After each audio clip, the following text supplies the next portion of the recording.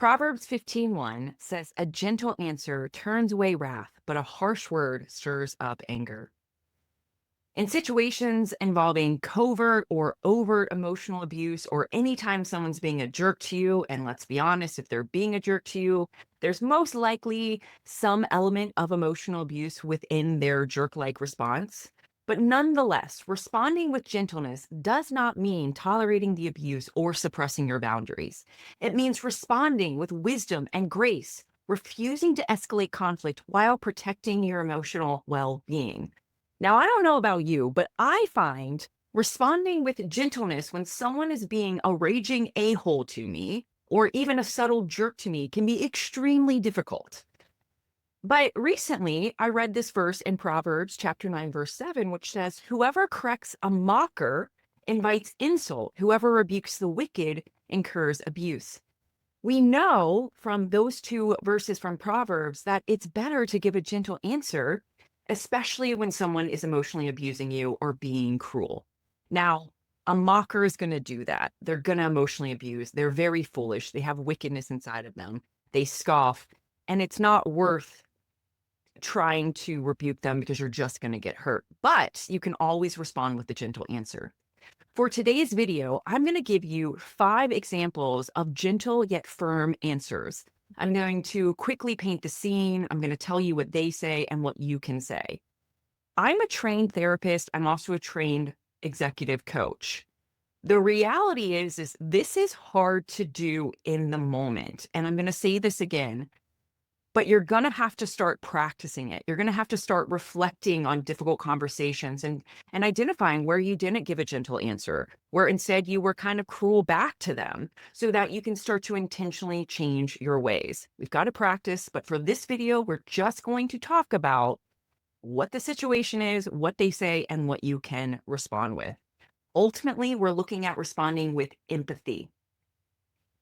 So let me give you the first example.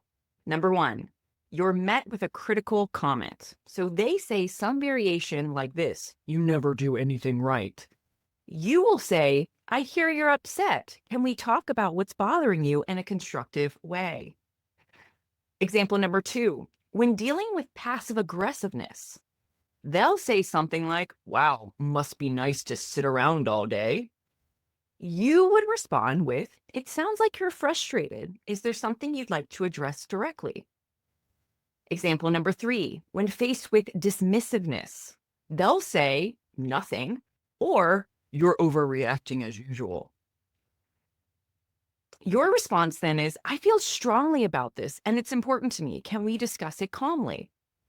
Number 4, when undermined or interrupted, they'll say something like, "That's a ridiculous idea." And you'll respond with, "I see we have different perspectives. I'd like to explain my reasoning if you're open to hearing it." Number 5, when accused unfairly, they'll say something like, "You're just trying to make me look bad." And you'll respond, "That's not my intention. Let's work together to understand each other better." So you see in these examples, they are just kind of going for a cutthroat comment. And it's very easy for you to respond back at that same level of cutthroatness or defend yourself. But instead, all the examples of where you respond, we're labeling their behavior or labeling our intention. And we're talking about unity, about how to be inclusive with that individual, and also asking their permission in some of them, like asking if they would want to do that. So, in your response with gentleness, you want to stay calm. You want to take a moment to breathe and respond without emotional reactivity. It's easier said than done by far. You're also going to want to set boundaries. Gentleness does not mean allowing mistreatment. You can calmly redirect or disengage if the conversation remains toxic. And sometimes you need to label that. "I don't feel safe in this conversation, so I'm going to be quiet until we can both kind of calm down." You also want to use I statements. You want to focus on your feelings and perspectives without attacking theirs. And you want to redirect with truth and love. Your words can invite accountability without returning hostility. Now, you need to remember you are not responsible for their feelings. And if you struggle with people pleasing, if you're prone to false guilt, it's going to be easy for you to feel responsible for their feelings. All you can do is invite them to share, but you are not going to enable them or feel guilty for their choices. This is something that you're going to have to work with God. And so your heart can be renewed and your mind can be renewed because you're going to have to start thinking differently. But again, this is so hard to do, especially in the moment, which is why I'm encouraging you to give yourself grace and practice reflecting the conversation. It's something that I do constantly. And I'm a trained professional. I'm trained in therapy. I'm trained in coaching. One of the best things I can recommend you do is visualize the conversation once you've calmed down with objective eyes. What did you say? What could you have said differently? What did you do well? And in your mind's eye, I want you to edit out what you wish you didn't say or where you didn't execute as as well as you hope to, and put in what you wish you would have done in your mind's eye. This is one of the best ways to get better at learning how to respond to emotional abuse or just rudeness and jerk-like comments with gentleness and empathy and grace and compassion as we see Jesus do. Now, if the behavior continues, prayerfully consider involving a trusted counselor, a pastor, a friend to address the deeper dynamics. But I will be honest, so many people do not understand emotional abuse, let alone covert emotional abuse. So this is something where you're going to have to be your biggest advocate because a lot of the church will turn their head when it comes to emotional abuse. They'll ignore it because they really don't know what to do. And even a lot of therapists are not trained in emotional abuse, unfortunately.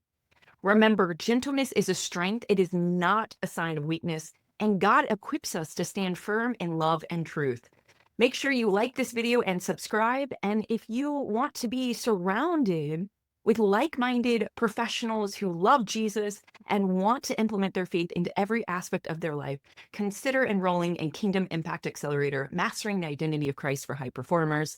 This is an online self-paced course and a live group coaching and mastermind. We meet once a week. You're going to have a community. You're going to learn. You're going to sharpen your faith. You're going to share your testimony. It's awesome. And if you want to learn more about Kingdom Impact Accelerator or KIA, make sure you schedule a call to talk with me to see if you'd be a good fit so we can get you enrolled. In the meantime, create a great day. God bless.